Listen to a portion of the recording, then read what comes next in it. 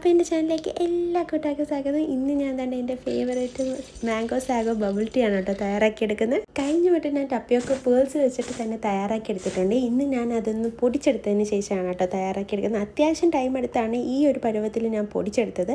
കാരണം കുറച്ച് പാടായിരുന്നു നമ്മുടെ ടപ്പിയോക്ക പേൾസ് ഇതുപോലെ ഒന്ന് പൊടിച്ചെടുക്കാൻ. ഇനിയാണ് അതിൻ്റെ മെയിൻ പ്രോസസ്സിങ്. നമുക്ക് ആദ്യമേ കൊണ്ടൊരു പാനിലേക്ക് ജാഗരി ഒന്ന് ആഡ് ചെയ്ത് കൊടുക്കുന്നുണ്ട്. ഇത് ജാഗരിയുടെ പേസ്റ്റാണ് കേട്ടോ. ഇപ്പോൾ ആഡ് ചെയ്ത് കൊടുക്കുന്നത് ജാഗരി തന്നെയാണ്. അത് പൗഡർ ഞാൻ ആഡ് ചെയ്ത് കൊടുത്തതാണ്. പിന്നെ അതിലേക്ക് താണ്ട് ഒരു 1/4 കപ്പ് അളവിൽ വെള്ളം ചേർത്ത് കൊടുത്തിട്ട് നന്നായിട്ടൊന്ന് മിക്സ് ചെയ്തെടുക്കണം. പിന്നെ എനിക്കൊരു അബദ്ധം പറ്റിയെന്ന് വെച്ചാൽ അത് തിളയ്ക്കുന്ന ടൈമിലാണ് ഞാൻ ഒരു ടേബിൾ സ്പൂൺ ടപ്പിയോക്ക പൗഡർ ആഡ് ചെയ്ത് കൊടുത്തത് കേട്ടോ. പക്ഷെ നിങ്ങൾ ചൂടില്ലാതെ ആഡ് ചെയ്ത് കൊടുക്കുമ്പോൾ ക്ലംസ് വരാതെ നോക്കണം കേട്ടോ. പിന്നെ അതിലേക്ക് ഞാൻ ഈ ഒരു ഫോമിൽ തിക്ക് കൺസിസ്റ്റൻസി ആവുമ്പം അതിലേക്ക് നമ്മുടെ ഒരു 1/2 കപ്പ് ടപ്പിയോക്ക പൗഡർ ആഡ് ചെയ്ത് കൊടുക്കാം. പിന്നെ ശ്രദ്ധിക്കേണ്ടത് നമുക്കൊരു 3-4 ടേബിൾ സ്പൂണോളം ടപ്പിയോക്ക പൗഡർ മാറ്റി വെച്ചേക്കണം. കാരണം നമ്മളിത് ഈ ചൂടോടെ മാവ് കൺസിസ്റ്റൻസിയിൽ നമുക്കൊന്ന് കുഴച്ചെടുക്കേണ്ടതായിട്ടുണ്ട്. ചൂടോടെ തന്നെ ചെയ്തെടുക്കണം, ഇല്ലെന്നുണ്ടെങ്കിൽ അത് തണുത്ത് പോവും. പിന്നെ അതാണ്ട് കയ്യിലൊട്ടുന്നതിനനുസരിച്ചിട്ട് ഞാൻ ടപ്പിയോക്ക പൗഡർ ആഡ് ചെയ്ത് കൊടുത്തിട്ട് നന്നായിട്ട് ഒട്ടിപ്പിടിക്കാത്ത ഫോമിൽ വരുന്നത് വരെ നമുക്കൊന്ന് മാവ് കുഴച്ചെടുക്കേണ്ടതായിട്ടുണ്ട്. പിന്നെ ഞാൻ നാലായിട്ടൊന്ന് കട്ട് ചെയ്തതിന് ശേഷം ഇതുപോലെ ഒന്ന് ചുരുട്ടി കൊടുക്കുന്നുണ്ട്. എന്നിട്ട് എല്ലാം ഒന്ന് ജസ്റ്റ് ഒന്ന് ഒരു 1/2 ഇഞ്ച് വലുപ്പത്തിൽ ഞാൻ കട്ട് ചെയ്തെടുക്കുന്നുണ്ട്. എല്ലാം ഒന്ന് റോൾ ചെയ്തെടുക്കണം. അത്യാവശ്യം ടൈമിങ് എടുക്കും ഇത് ഉണ്ടാക്കുമ്പം. അത്യാവശ്യം കഷ്ടപ്പാടിന് ശേഷം കിട്ടുന്ന റിസൾട്ടിന് വല്ലാത്തൊരു സുഖം തന്നെയാണല്ലേ. തമ്മിൽ ഒട്ടിപ്പിടിക്കാതിരിക്കാൻ വേണ്ടിയിട്ടാണ് നേരത്തെ ഞാൻ കുറച്ച് പൗഡർ മാറ്റി വെക്കണമെന്ന് പറഞ്ഞത്. അപ്പോൾ ഇതുപോലെ നമ്മൾ ആഡ് ചെയ്ത് കൊടുക്കുമ്പം നമ്മുടെ പേഴ്സ് തമ്മിൽ ഒട്ടിപ്പിടിക്കത്തില്ല. ഇനി നമുക്കിതൊന്ന് കുക്ക് ചെയ്തെടുക്കണം. ഒരു ബോളിലേക്ക് വെള്ളം ഒഴിച്ചതിന് ശേഷം നമുക്ക് ഈ പേഴ്സ് ആഡ് ചെയ്ത് കൊടുക്കാം. പിന്നെ അതിൻ്റെ കുക്കിംഗ് ടൈമിംഗ് എന്ന് പറയുന്നത് ഈ പേഴ്സ് എല്ലാം വെന്ത് വെള്ളത്തിൻ്റെ മുകളിലേക്ക് പൊന്തി വരും.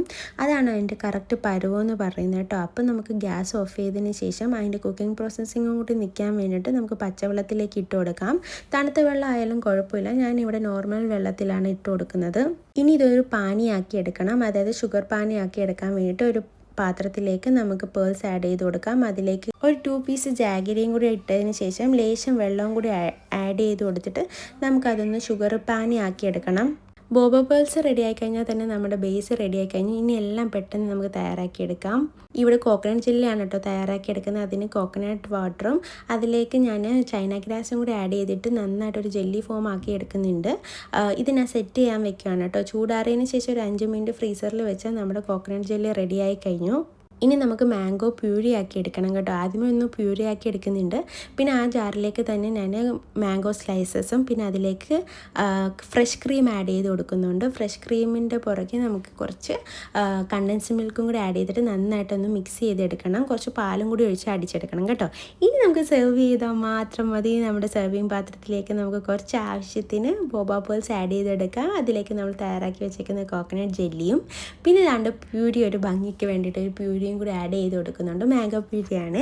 പിന്നെ അതിലേക്ക് ഞാൻ ക്രഷ് ചെയ്ത ഐസ് ക്യൂബും കൂടി ഇട്ട് കൊടുക്കുന്നുണ്ട്. പിന്നെ അതിലേക്ക് നമ്മൾ തയ്യാറാക്കി വെച്ചേക്കുന്ന ഫ്രഷ് ക്രീം ആഡ് ചെയ്ത് വെച്ചേക്കുന്ന മാംഗോ ക്രീമും കൂടി ആഡ് ചെയ്ത് കൊടുക്കുന്നുണ്ട്. അപ്പം തന്നെ നല്ല അടിപൊളി ടേസ്റ്റി ആയിട്ടുള്ള അതായത് മാംഗോ സാഗോ ബോബ ടീ റെഡിയായി കഴിഞ്ഞു. ഇതൊരു ഡെക്കറേഷന് വേണ്ടിയിട്ട് മുകളിലും കൂടി ഞാൻ കുറച്ച് മാംഗോ പ്യൂരി ആഡ് ചെയ്ത് കൊടുത്തതാണ് കേട്ടോ. നല്ല ച്യൂയി കൺസിസ്റ്റൻസിയിലായിട്ടുള്ള ബോബ പേൾസ് തന്നെയാണ്. നല്ല ഫെയിൽ ആയതേ ഇല്ല കേട്ടോ. ഈ ഒരു പ്രോസസ്സിങ് നിങ്ങൾക്ക് ഫോളോ ചെയ്താൽ മാത്രം മതി. നല്ല അടിപൊളി ബോബ പേൾസ് റെഡിയായി കിട്ടും.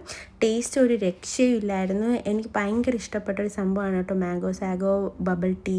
നിങ്ങൾ ഒരു വട്ടമെങ്കിലും തയ്യാറാക്കി നോക്കിയിട്ട് ഇഷ്ടപ്പെട്ടെങ്കിൽ ഒന്ന് അഭിപ്രായം കമൻറ്റിലൂടെ അറിയിക്കണേ.